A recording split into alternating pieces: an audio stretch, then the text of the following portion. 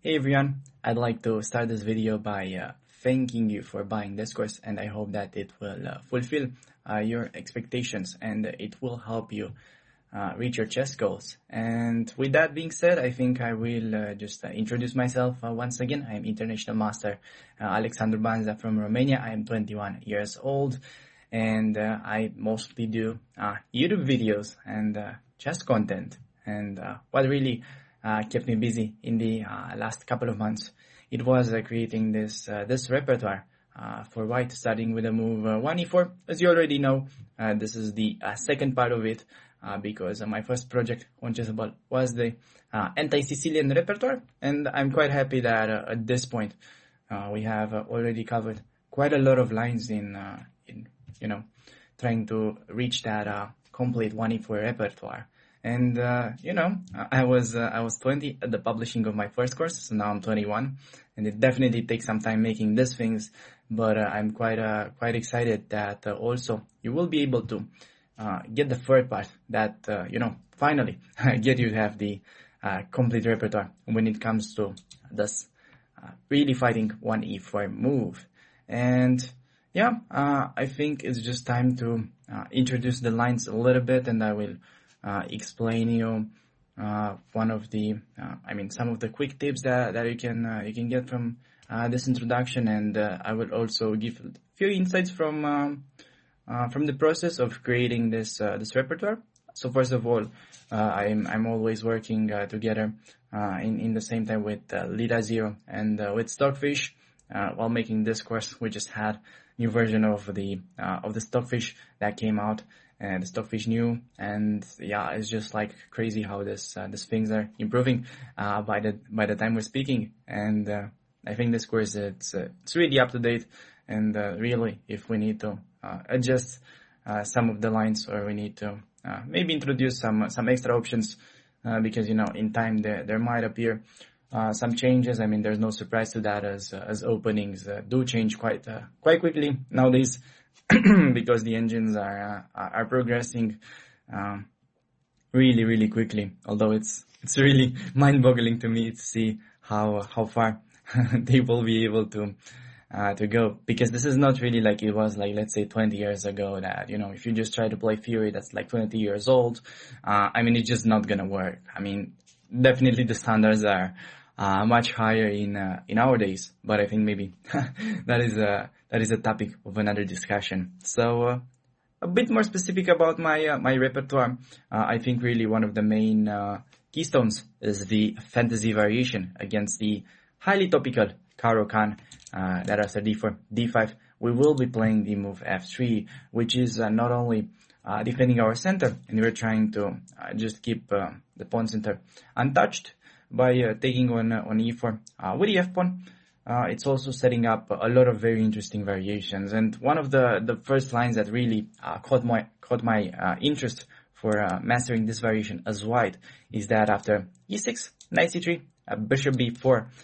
There are a lot of lines again. There's knight ge2 that you can play in this position. There is bishop to d2. There are really a lot of options, and I really like the fact that it gives you a lot of flexibility, and you can just build your repertoire around this. But what I really stumbled across here is the move a3, and after bishop takes on c3, pawn takes on c3, d4, I came across this really interesting knight h3 move. And now if black goes for the seemingly normal capture on f3, take with a queen, after castle, after queen takes knight f6, play bishop d3, we're going to be castling on the next move, and it's just a very nice position to play as white, where we are down a pawn currently, but in exchange we get very good play on the king side, and also the enemy bishop on c8 is completely locked by the e6 pawn. And I've been practicing these positions, got really good results. This is also engine approved. White has a big advantage already, and this is really this e6 move is what I was playing myself as black, and what a lot of the strong players are doing. So I think having this knight h3 weapon in your repertoire could potentially lead to a very dangerous initiative against much stronger positions on paper. So after f3 though, e6 is not forced. Black can also take pawn e4. After pawn takes I've seen so many people going for e5, and after knight f3, I consider bishop to g4 followed by knight e7 being the best move as, being the best line of the best move as recommended by Evren Lamy in his lifetime repertoire on the Caro-Kann. But I've seen a crazy amount of people just taking on d4, and after bishop c4, knight f6, castle, bishop c5. We can get a knight to g5. Point being that if black castle short, here we get to take on f7, and we get a really common trap where we play e5, pin the knight, win back the piece, and white keeps the extra exchange with just a winning position right off the bat. So there are really like a lot of ways in which black can go wrong after f3, and again, this is really a topical line. And last but not least, this f3 move was also implemented by none other than Fabiano Caruana, who is really my favorite player in general, but also should be the main authority when it comes to 1e4 theory, as it's his main move for the white pieces. Because when we're trying to make these openings, we're really focusing on people that play them on a regular basis. And Caruana plays mostly e4. That's why we really cover his game, as we also did in the Sicilian repertoire when it came about the Rossolimo. So, yeah, that's a quick introduction about the Caro-Kann. It's time to move on to the French defense.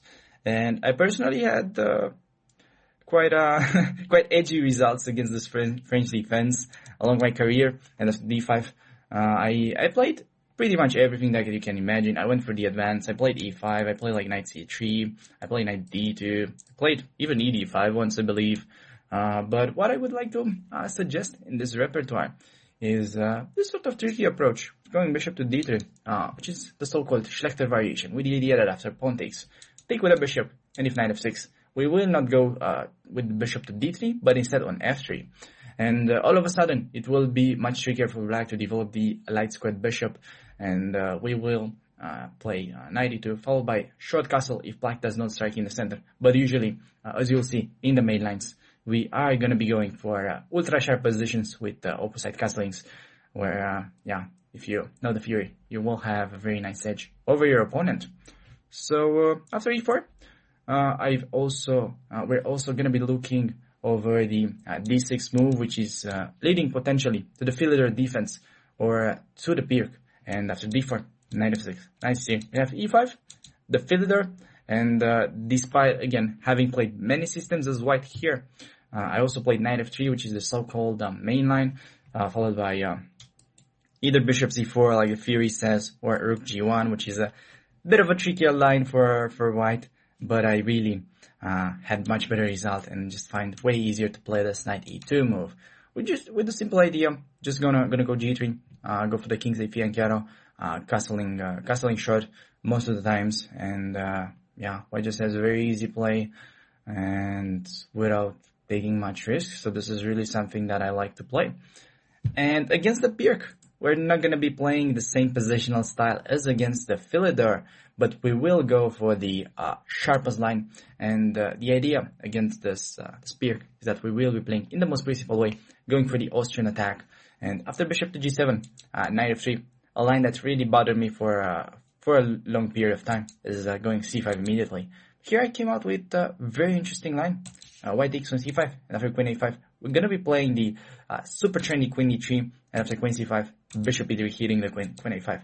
I really like going into the endgame. It's just crazy how easy white's initiative is here. We're just going to be trading the queens, going to be castling long, and then we're going to be pushing pawns, basically just advance on the king side with h3 and g4, or at the right time, take the knight with e5.